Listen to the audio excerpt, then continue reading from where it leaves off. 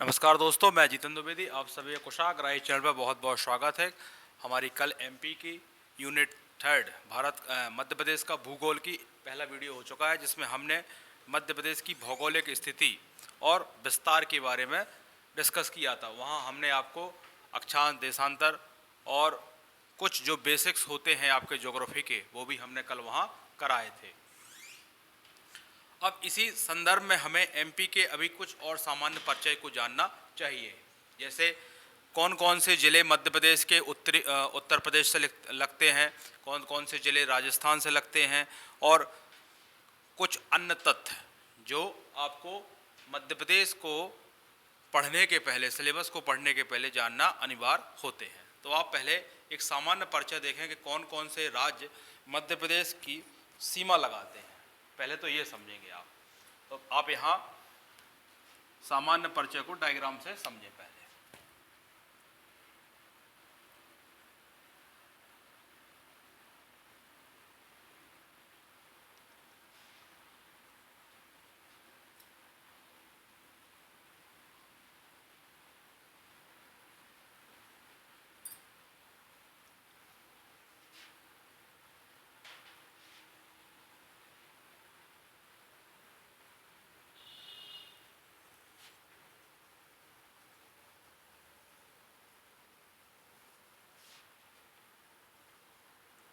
Check करो कि दीवार तक आ रहा, नीचे तक दिख रहा है, कहीं दिख रहा है सबको?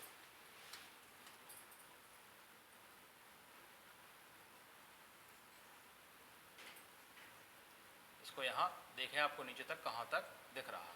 ये आपको एमपी का एक डायग्राम देखा आपने। अब हमें इसके परिचय या इसकी बाउंड्रीज को देखना है, कौन कौन से राज्य इसको लगते हैं। तो आप देखें, यूपी ये हुआ, ये राजस्थान राज्य हुआ, ठीक है ना। और यहाँ दो जिले आपके झाबुआ और अलीराजपुर, ये आप गुजरात सूता है, तो यहाँ लिखेंगे गुजरात राज्य। नीचे आपका महाराष्ट्र होगा और पूर्व में आपका छत्तीसगढ़। इस प्रकार मध्य प्रदेश को 5 राज्यों से सीमा लगाता है। पहले क्या देखोगे आप डायग्राम में? यूपी, राजस्थान, गुजरात, महाराष्ट्र और छत्तीसगढ़। ठीक। इसके अलावा कल हमने आपको 3 जिले भी क्लियर कराए थे, उन जिलों पर भी आप ध्यान रखें। ठीक। ये था मुरैना, मध्य प्रदेश का सबसे उत्तरतम जिला या उत्तरी जिला जिसको कहा जाता है। फिर यहां हमने कल आपको एक जिला और क्लियर कराया था, अलीराजपुर। ये जिले का नाम क्या था आपका? अलीराजपुर। तो यहां आप लिखेंगे अलीराजपुर। ये था पश्चिमी जिला। और ये जिला जो था आपका, ये कौन सा था? बुरहानपुर।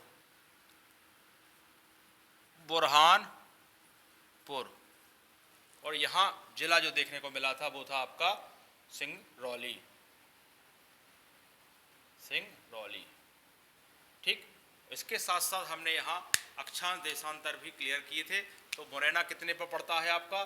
26 डिग्री 30 मिनट उत्तरी अक्षांश।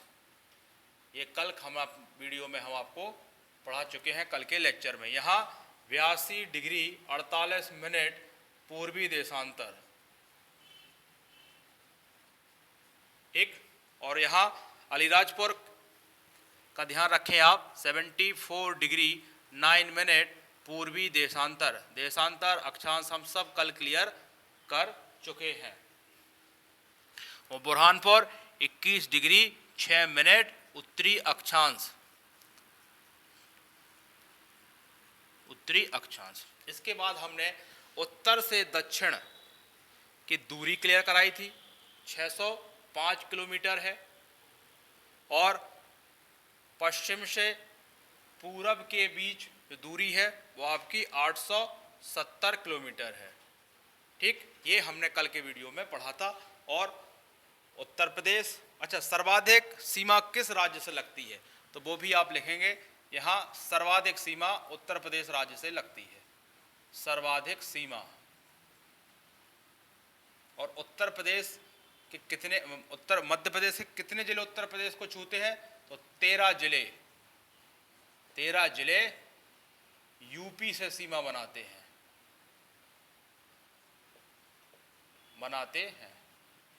ठीक। अभी हम इसको जिले वाइज भी क्लियर करेंगे। ये तो आपने कल देखा था हमारे साथ। अब और क्या हमें यहाँ बेसिक देखना है कि मध्य प्रदेश की स्थापना कब हुई। मध्य प्रदेश की स्थापना सामान्य परिचय में यही सब चीज़ें हमें इसकी देखना है। आप एमपी को पढ़ने वाले हो ज्योग्राफी में, तो इसके बारे में कुछ इसके बेसिक परिचय आप ले लें। जैसे अब हमें क्या देखना है, स्थापना। तो स्थापना आपको पता है 1 नवंबर 1956 को हुई है। तो लिखेंगे आप 1 नवंबर 1956 को स्थापना होती है।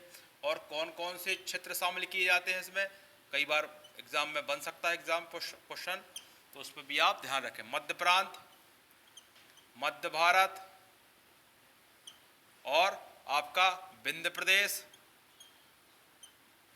और चाहो तो प्लस में भोपाल भी लिख सकते हैं क्योंकि वो भी एक अलग से पार्ट सी में था।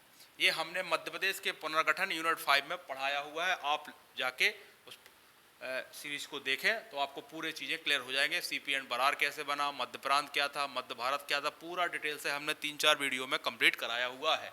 तो यहाँ तो मध्य प्रदेश की स्थापना हमें देखना है 1 नवंबर 1956 को। इसके बाद दूसरा फैक्ट यहाँ देखते हैं हम कि मध्य प्रदेश का पुनर्गठन भी हुआ है। पुनर्गठन मतलब एक बार और हुआ है, डेट सेम ही रही है। डेट सेम का मतलब 1 नवंबर या ऐसा लिख लें आप लोग, क्या लिखेंगे, अंतिम पुनर्गठन। अंतिम पुनर्गठन, अंतिम पुनर्गठन हुआ है 1 नवंबर 2000। और छत्तीसगढ़ को क्या किया गया है, अलग किया गया है। तो आप लिख लें छत्तीसगढ़ को अलग करने के बाद, या अलग किया, और अलग करने के बाद जो ये डायग्राम आप देख रहे हैं, जो मानचित्र देख रहे हैं, यही मध्य प्रदेश है, ठीक। इसके बाद मध्य प्रदेश, एक फैक्ट और लिखें आप यहाँ क्योंकि यही सामान्य परिचय में हमें पढ़ना है। क्या लिखोगे आप, कुछ फैक्ट्स और लिखते हैं, फिर हम इसके बाद इनकी जिलों की सीमा आपको लिखाएंगे, कौन कौन से जिले यूपी से लगते हैं, वो भी डायग्राम में ही सिखाएंगे आपको। कुछ तथ्य लिखना है जैसे आपको अच्छा, एक चीज़ और पूछा जाता है कि मध्य प्रदेश एक स्थलबद्ध देश है। स्थलबद्ध देश या राज्य वो होता है जिसकी सीमा वाटर बॉडी से नहीं लगती है। तो मध्य प्रदेश भारत के बीच में पड़ता है लगभग, इसलिए उसको हृदय प्रदेश भी कहा जाता है। तो पहली बार मध्य प्रदेश का नामकरण, मध्य प्रदेश का नामकरण, या ऐसा लिखें आप, पंडित जवाहरलाल नेहरू ने मध्य प्रदेश का नाम रखा। क्या लिखेंगे आप, पंडित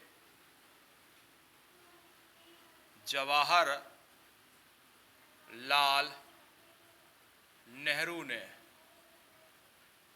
मध्य प्रदेश का नाम रखा, इसके बाद मध्य प्रदेश एक स्थलबद्ध देश है, इसी को बोलते हैं लैंड लॉक्ड स्टेट या भू आवेष्टिक राज्य। तो मध्य प्रदेश क्या है, मध्य प्रदेश स्थलबद्ध ऑब्लिक, इसी को बोलते हैं भू आवेष्टिक, इसी को बोलते हैं भू आवेष्टित, या इसी को बोलते हैं, क्या बोलते हैं, लैंड लॉक्ड। कैसा भी एग्जाम में पूछा जाए आपको दिक्कत नहीं होना चाहिए। अब होता क्या है लैंड लॉक, जो कोई भी राज्य वाटर बॉडीज ना लगाए, तो आपको एक डायग्राम से हम स्पष्ट करते हैं, कल भी हमने क्लियर किया था। देखिए आप, ये इंडिया हुआ,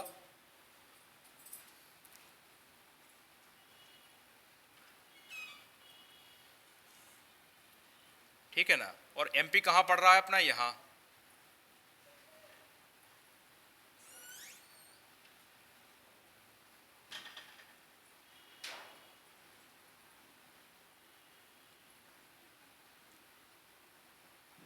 ये है एमपी। तो एमपी की कोई भी सीमा वाटर बॉडी से नहीं लग रही, इसलिए इसको क्या बोला जा रहा था, स्थलबद्ध या भू आवेष्टित या लैंडलॉक्ड स्टेट। क्लियर, ये भी आपको क्लियर होगा क्योंकि मध्य प्रदेश कहाँ है, बीच में है। अब मध्य प्रदेश के कई उपनाम हैं, एग्जाम में पूछा जाता है परिचय, क्योंकि आप अभी टॉपिक क्या है आपका, मध्य प्रदेश का परिचय पढ़ रहे हो आप, तो आप लिखेंगे मध्य प्रदेश के उपनाम। मध्य प्रदेश को किन किन नामों से जाना जाता है?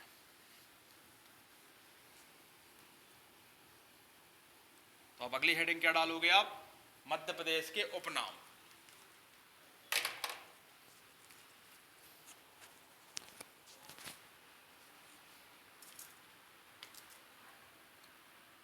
मध्य प्रदेश के उपनाम। पहला नाम है इसका, या मध्य प्रदेश को कौन कौन से नाम हो जाए? हृदय प्रदेश। तो अभी आपने देखा था भारत के सेंटर में पड़ता है इसको, इसलिए इसको हृदय प्रदेश की संज्ञा भी दी जाती है। तो पहला इसका उपनाम कौन सा हो गया? हृदय प्रदेश। वजह आप समझ चुके हैं, क्योंकि भारत के बीचों बीच पड़ रहा है, इसको हृदय प्रदेश भी कहते हैं। और इसको सोया प्रदेश भी कहते हैं, क्योंकि मध्य प्रदेश में सोयाबीन क्या होता है? सर्वाधिक निकलता है। तो सोया प्रदेश। कोई भी नाम रखा जा रहा है तो उसके पीछे वजह होगी। जैसे हृदय प्रदेश क्योंकि भारत के बीच में पड़ता है, सोया प्रदेश क्योंकि यहाँ सोयाबीन का उत्पादन सर्वाधिक है। इसके बाद आदि मानव की क्रीड़ा स्थली। क्यों? यहाँ भीमबेटका जैसे स्थान मिले हैं जहाँ मानव के सबसे प्राचीनतम साक्ष्य मिले हैं, यानी पुरापाषाण, मध्य पाषाण और नवपाषाण काल तक के भी क्या मिले हैं? हमें एविडेंस मिले हैं, इसलिए इसको बोला जाता है आदि मानव की। अभी आपकी हिस्ट्री भी चल रही है तो आप उसमें देखे होंगे, हमने भीमबेटका, आदमगढ़ जैसे साक्ष्य आपको, टी नरसिंहपुर जैसे उल्लेख करा है। नर्मदा घाटी के आसपास बहुत सारे आपको एविडेंस मिले हैं पुरापाषाण काल के, यानी आपको प्रागैतिहासिक काल के। तो इसलिए बोला जाता है आदि मानव, आदि मानव की क्रीड़ा स्थली। ठीक। और किस नाम से जाना जाता है? यहाँ हीरा प्रदेश भी कहा जाता है। एग्जाम में पूछा गया था कि हीरा का एकाधिकार किस राज्य के पास है, या हीरा का जहाँ निकलता है तो आपका एमपी है, इसलिए इसको हीरा प्रदेश भी कहा जाता है। हीरा प्रदेश, यदि जो भी कहा जा रहा है इसका मतलब ही है कि वो चीज़ यहाँ उपलब्ध है। ठीक।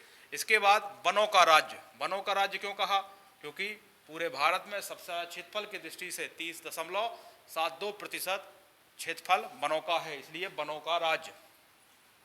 क्या कहा जा रहा है? जो भी नाम रखा जा रहा है उसके पीछे उसकी क्या है? वजह है। तो वनों का राज्य हो गया।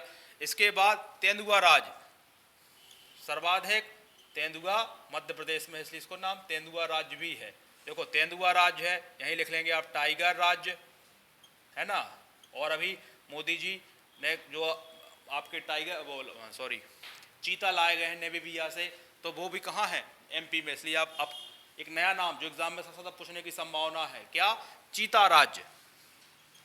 तो लिखेंगे आप चीता राज्य, और चीता राज्य को आईएमपी रखेंगे। अभी हम इसको करंट में और क्लियर करेंगे आपको। एक टाइगर राज्य, चीता राज्य, और एक और राज्य बन गया है कौन सा? भेड़िया राज्य।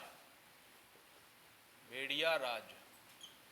ठीक। इसी को आप चाहो तो लिख सकते हो क्या? Wolf state. क्या चाहो? Wolf state. तो ये ध्यान रखना किन कौन जानवर यहाँ ज़्यादा है। तेंदुआ राज, टाइगर राज, चीता राज इंपॉर्टेंट है इस बार के लिए, ठीक है ना, करंट के दृष्टिकोण से। तो आप देखें तेंदुआ राज, टाइगर राज, चीता राज, भेड़िया राज। क्लियर। अब यहाँ नदियों का मायका भी कहा जाता है। मायका क्यों कह रहे हैं? क्योंकि यहाँ नदियों की उद्गम स्थली है, और जो आपका ऊपर ग्लेशियर से नदियाँ बहती है वो बह के आती हैं, पर यहाँ नदियों का उद्गम हुआ है। जैसे नर्मदा हुआ, आपका चंबल हुआ, बड़ी बड़ी जो बेतवा है यहाँ उद्गम हुआ है, ठीक है ना, विंध्याचल पर्वत श्रेणियों से। तो इसलिए क्या बोला जा रहा है? नदियों का मायका, घर है उनका, यहीं से पैदा हुई हैं। नदियों का मायका याद नहीं करना है, समझना है आपको। नदियों का मायका यदि कहा जा रहा है, कोई उसका उपनाम है, तो कुछ उसके रीजन होंगे या वो चीज़ यहाँ अवेलेबल ही होगी। राष्ट्रीय उद्यानों का राज्य, इसका मतलब सबसे ज़्यादा राष्ट्रीय नेशनल पार्क आपके यहाँ है। राष्ट्रीय उद्यानों का राज्य। एक और क्या कहा जाता होगा इसको? गिद्ध राज्य। एक और आप जानवरों में लिखेंगे गिद्ध राज्य भी कहा जाता है, यानी गिद्ध भी यहाँ सर्वाधिक हैं। इसके बाद घड़ियाल राज्य। क्लियर है? घड़ियाल राज्य क्योंकि चंबल और बेतवा है, सोन में क्या होता है? इसका संरक्षण होता है, तो लिखेंगे घड़ियाल राज्य। ठीक है। और चीताराज, बुल्फराज लगभग हो गए हैं, जो भी एक आध और फैक्ट होंगे वो भी आप लिख लेंगे जो, ठीक है ना। तो इन जी आपको आपने उपनाम भी पढ़ लिए कि मध्य प्रदेश को हृदय प्रदेश, सोया प्रदेश, नदियों का मायगा, तेंदुआ राज, चीता राज, टाइगर राज, गिद्ध राज, भेड़िया राज, ये कुछ जानवर आप नाम याद रखेंगे, हीरा, बनों का राज और आपका घड़ियाल, ठीक है ना। ये आपके क्या हो गए, उपनाम हो गए हैं। इसके बाद हमें पढ़ना है मध्य प्रदेश के 5 राज्यों से जो सीमा लगाने वाले जिले हैं। तो हम इसको डायग्राम में पहले आपको एक एक जिला स्पष्ट कराएंगे, कौन कौन जिला यूपी से सीमा लगाता है। तो आप हेडिंग क्या डालेंगे, मध्य प्रदेश से 5 राज्यों से सीमा बनाता है, ठीक। और हम एक एक आपको जिला क्लियर करते हैं। यहां तक समझ में आया आपको, क्योंकि भूगोल पढ़ रहे हो आप, वो भी एमपी का, इसका मतलब है कि आपको डायग्राम सबसे ज्यादा बनाना है, खुद भी बनाना है, और हमारी क्लास में तो आपको डायग्राम दिखेंगे ही। एमपी खत्म करते करते आपको एमपी का डायग्राम बनाना सीखना है। 70-80% भी आप सही सही बनाते हैं तो ठीक है।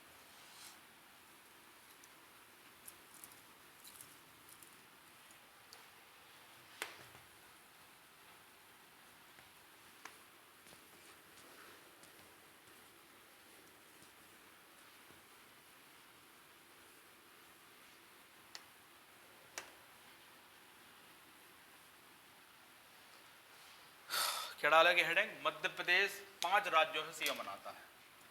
ये सामान्य परिचय ही चल रहा है, क्या डालोगे आप, मध्य प्रदेश 5 राज्यों से सीमा बनाता है।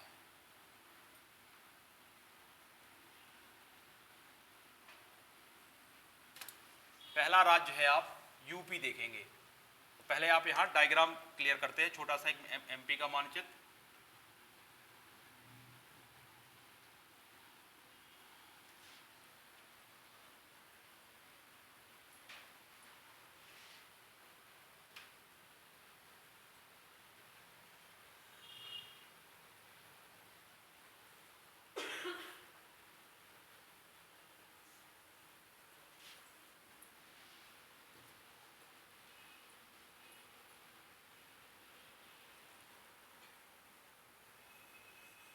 ये हुआ आपका एमपी। अब हमें क्या लिखना है, यूपी। पहला राज्य जो सीमा बना रहा है यूपी। यूपी से 13 जिले सीमा लगाते हैं, 13 जिले सीमा लगाते हैं। यानी सर्वाधिक सीमा किस राज्य से लगती है, सर्वाधिक सीमा यूपी राज्य से लगती है। अब हम उन 13 जिलों को देखेंगे कौन कौन से। नंबर 1 मानचित्र से ही देखेंगे आप, देखिए आप, ये कौन सा है, ये है मुरैना। मुरैना के सेंटर से यहां राजस्थान लग जाता है आपका, और यहां से यूपी लग जाता है, ठीक।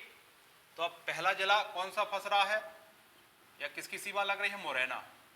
मुरैना के बाद आपका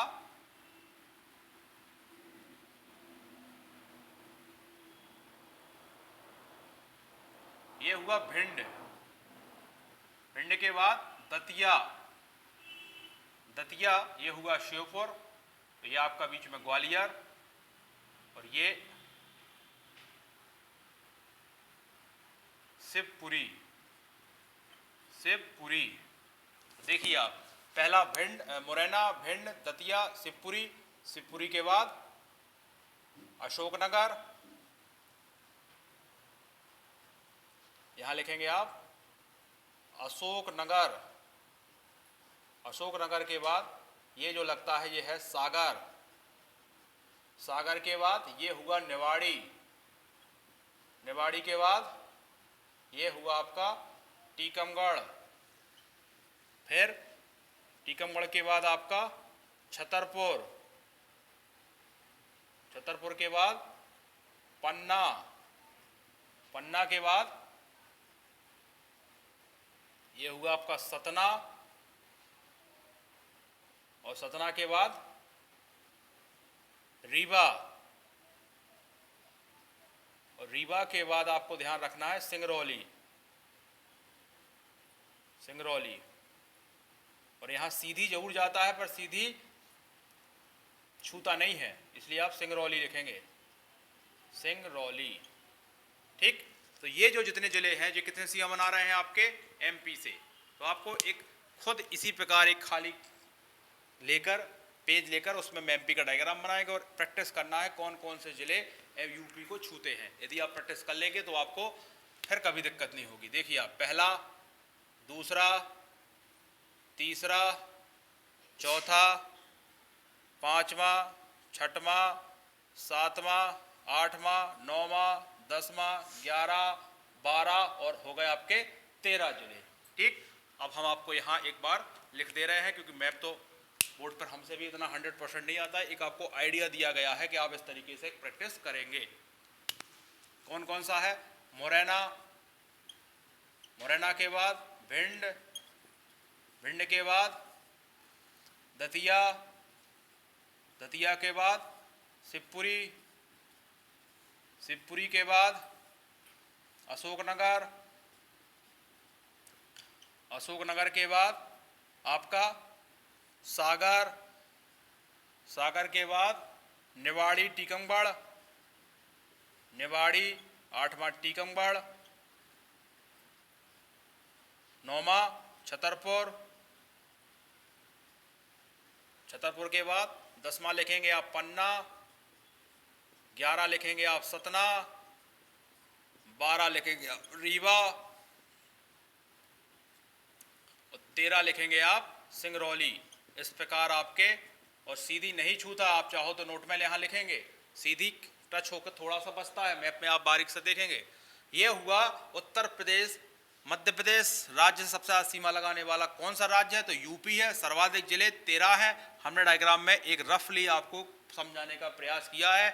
आप भी साधारण पेज लेकर या जब नोट्स बनाएं तो इसी तरीके से आप इसको लिखने का प्रयास करें।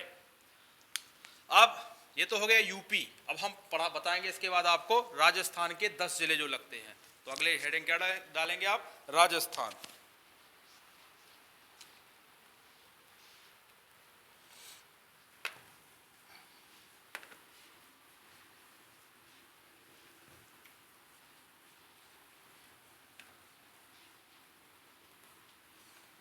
राजस्थान से कितने जिले छूते हैं? 10।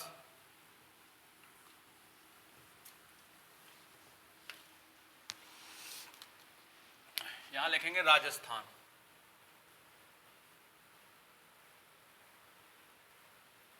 और ब्रैकेट में लिखेंगे 10 जिले जो सीमा बनाते हैं। पहले हम आपको डायग्राम में क्लियर करेंगे, इसके बाद 10 की यहां लिस्ट लिखेंगे।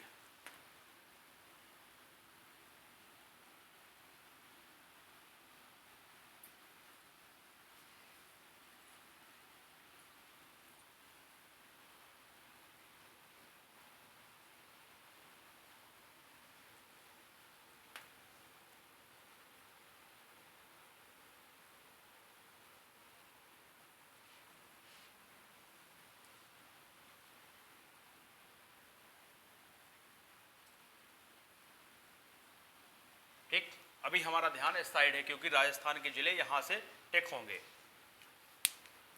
तो देखिए, मुरैना दोनों को छूता है क्योंकि मुरैना का लोकेशन इस टाइप से है। तो मुरैना हुआ पहला। मुरैना के बाद ये हुआ श्योपुर, श्योपुर छूता है। और जो आपका शिवपुरी है, शिवपुरी दोनों तरफ से सीमा लगाता है, यानी यूपी को भी छूता है और आपके राजस्थान को भी छूता है। शिवपुरी के बाद गुना, यहां क्या है आपका? गुना है। शिवपुरी हो गया गुना। गुना के बाद आपका राजगढ़, तो आप लिखेंगे यहां राजगढ़। राजगढ़ के बाद यहां आगर मालवा, आगर मालवा। और इसके बाद 2 जिले ये पड़ते हैं, नीमच, और ये हुआ आपका नीचे वाला मंदसौर। मंदसौर के बाद आ जाएंगे नीचे, नीचे मतलब रतलाम, और रतलाम के बाद झाबुआ। ये हो गए आपके 10 जिले। काउंट करके देख लें आप। देखिए 1 2 6, 7, 8, 9 और 10, ये आपके 10 जिले हो गए हैं।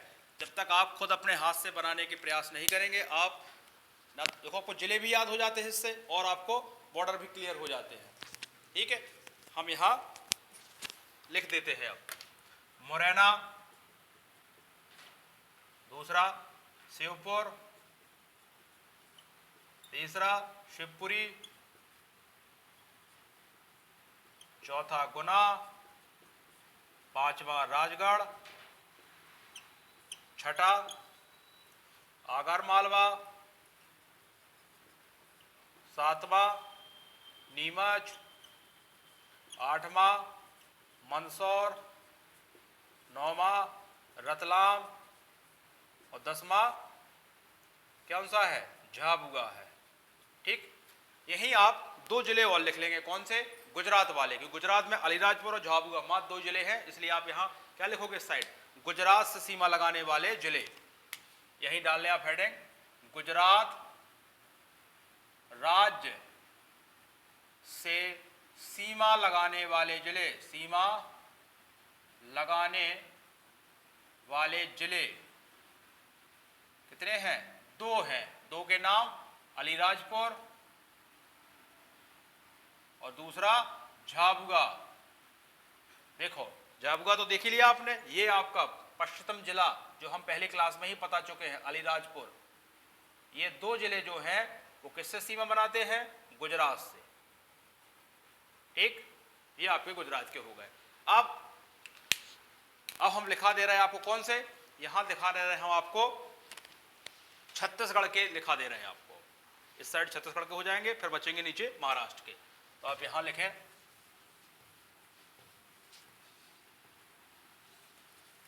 क्या लिखेंगे, छत्तीसगढ़ से सीमा लगाने वाले राज्य, छत्तीसगढ़ से सीमा लगाने वाले राज्य। कितने राज्य हैं जो छत्तीसगढ़ से सीमा लगाते हैं, ये आपके 7 जिले हैं। कितने जिले हैं, 7 जिले। हम आपको पहले डायग्राम में यहाँ स्पष्ट करते हैं कौन कौन से जिले जो है छत्तीसगढ़ को सीमा लगाते हैं। आप नोट में ये भी लिखेंगे कौन कौन से वो जिले हैं जो 2 राज्यों से सीमा लगाते हैं, जैसे पूरी देखा, मुरैना देखा, ठीक है ना, और यहाँ आप क्या देखा, झाबुआ भी गुजरात से भी सीमा लगा रहा है और राजस्थान से भी सीमा लगा रहा है। ठीक, ये आपके हो गए 7 जिले। ठीक, अब हम इसको डायग्राम में आपको बताते हैं।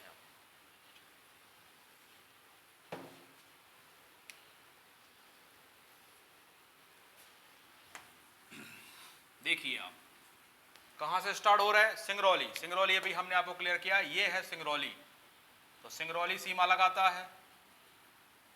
ठीक, और सिंगरौली के साथ सीधी, सिंगरौली के साथ सीधी, सीधी हो गया, जबकि सीधी यूपी सीमा नहीं लगाता है। ठीक है, सीधी ऐसा लिखना है। ठीक, सीधी के बाद कौन सा पद नीचे है आपका, शहडोल, तो आप देखें शहडोल हो गया। शहडोल के बाद आपका अनूपपुर, अनूपपुर, अनूपपुर के बाद आपको डिंडोरी, डिंडोरी के बाद मंडला,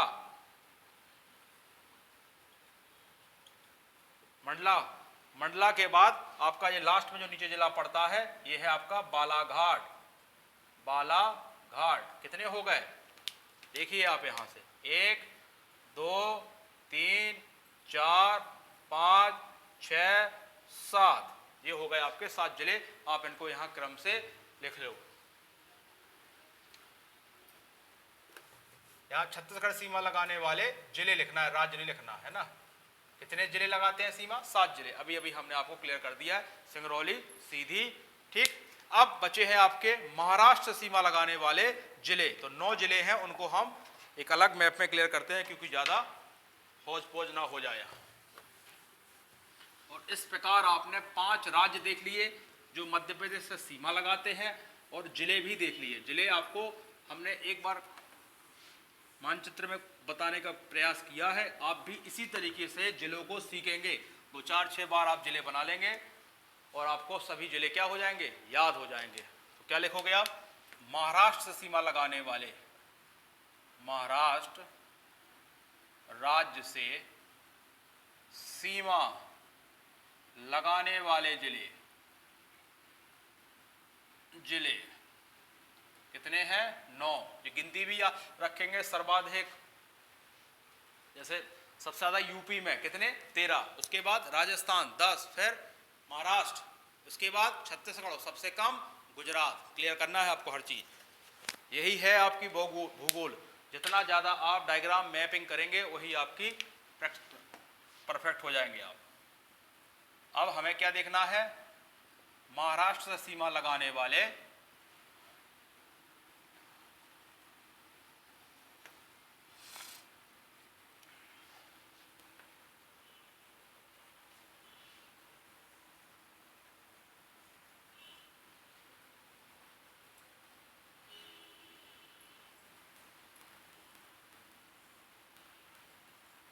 ठीक, ये होगा। अब देखें यहां कहां से सीमा लगना है, ये अलीराजपुर सीमा लगाता है।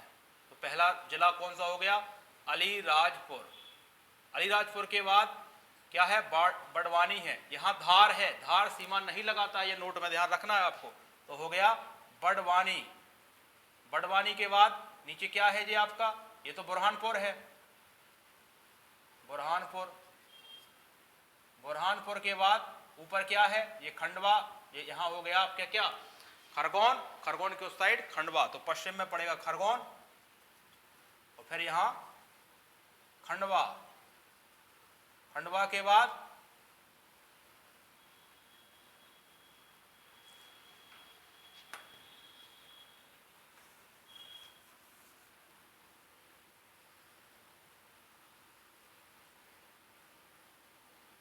ये हुआ बुरहानपुर। बुरहानपुर के इस साइड हुआ खंडवा, फिर आपका यहाँ खरगोन लिख लें पहले, खरगोन के बाद खंडवा, इसके बाद क्या होना है, इसके बाद आपका बैतूल।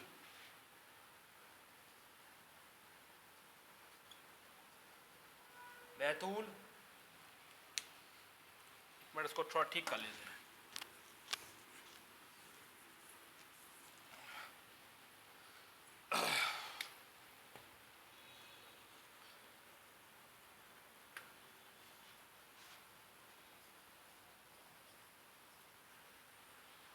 ठीक, अब थोड़ा सही आएगा। देखिए आप पहला यहां कौन सा है, अलीराजपुर।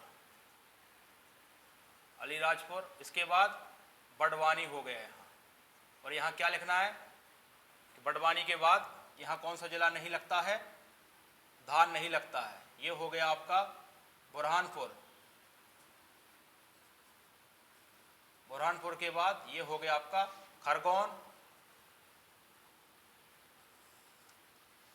ये हो गया खरगोन, खंडवा, बैतूल। बैतूल के बाद ये 3 ध्यान रखना है, ये हो गया सिवनी, ठीक है ना। और 2 कौन से हैं, एक है बालाघाट और छिंदवाड़ा। तो कौन सा बालाघाट होगा, कौन छिंदवाड़ा, तो ये सिवनी के बगल वाला होगा आपका छिंदवाड़ा, छिंदवाड़ा। और ये आखिरी जो सबसे कोने पर पड़ता है वो है आपका बालाघाट। अब आप काउंट कर लें कौन कितने जिले हो गए हैं, 10 हो गए होंगे। देखते हैं काउंट करके, 1 2 3 4 5 6 7 8 और 9। कितने जिले चाहिए थे हमें, 9 बस। ये हो गए आपके, आप लिख लेना, अलीराजपुर, बड़वानी, बुरहानपुर, खरगोन, खंडवा, बैतूल, छिंदवाड़ा, सिवनी और बालाघाट। अब हमें क्या पढ़ना है इसके बाद, ये हमने आपको सीमा लगाने वाले राज्य और उनके जिले भी बता दिए। अब प्रदेश की कुछ राजधानियां हैं, जैसे संगीत राजधानी, ऊर्जा राजधानी, आर्थिक राजधानी कहाँ है, कौन है, और क्वेश्चन बनते हैं। तो इसको हम भी एक मानचित्र में ही सभी आपको राजधानियां क्लियर करा दे रहे हैं। जितना ज़्यादा आप मानचित्र से पढ़ेंगे एमपी के, उतना आपके लिए जिले याद करना, उनकी लोकेशन आसान हो जाएंगे। चाहते तो हम भी आपको एक बोर्ड में सब कुछ बता देते और पीडीएफ में जो आजकल चलता है, तो मैप आ गया, देख लो और बस बात खत्म। क्या लिखोगे? प्रदेश की राजधानियां, प्रदेश की राजधानियां, ये है आपका टॉपिक। अब देखिए कौन कौन सी राजधानियों की बात कर रहे हैं, उनको हम थोड़ा सा देखते हैं।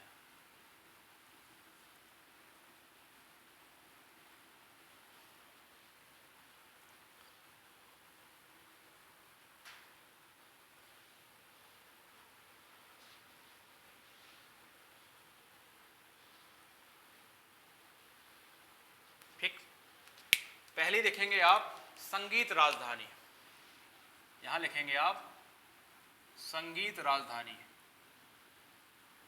किसको कहा जाता है? संगीत राजधानी कहा जाता है मैहर को। कहाँ पड़ता है? मैहर। मैहर जिला प्रस्तावित जिलों में मैहर भी है। तो आप यहां देखें, ये सतना पड़ता है, सतना जिला में ही क्या है? मैहर है। तो मैहर को क्या बोला जाता है? संगीत राजधानी। इसके बाद है आपकी सिंगरौली, ऊर्जा राजधानी। सिंगरौली कहाँ है?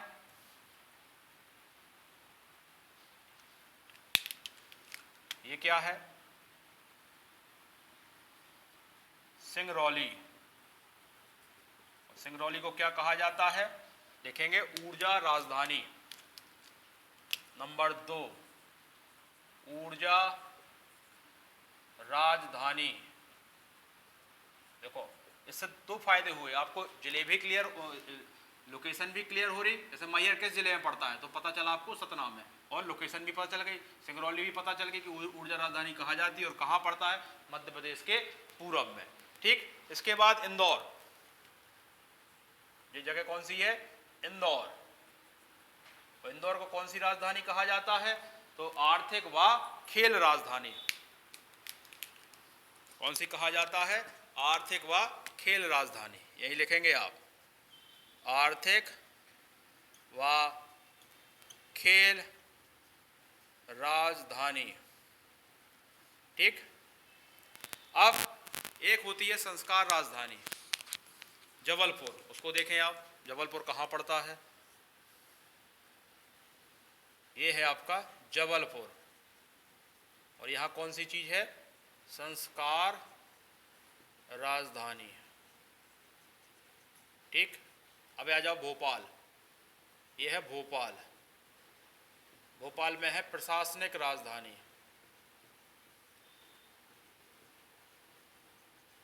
ठीक, एक पड़ती है ग्रीष्मकालीन राजधानी, सुना होगा आपका, ये है होशंगाबाद। और होशंगाबाद में कौन सी जगह है? पचमढ़ी। यहां लिखेंगे आप पंचवटी, पंचमढ़ी, सॉरी, पंचमढ़ी को क्या, कौन सी है? यहाँ ग्रीष्मकालीन राजधानी बनी है। तो आपको 2 चीजें ध्यान रखना है, मैहर सतना जिले में पड़ता है और पचमढ़ी आपका होशंगाबाद जिले में पड़ता है। भोपाल क्लियर ही है, प्रशासनिक राजधानी। इंदौर आपकी आर्थिक व खेल राजधानी। जबलपुर संस्कार राजधानी। और सिंगरौली आपकी ऊर्जा राजधानी। इस प्रकार आपकी राजधानी वाले टॉपिक भी कंप्लीट हो गए हैं।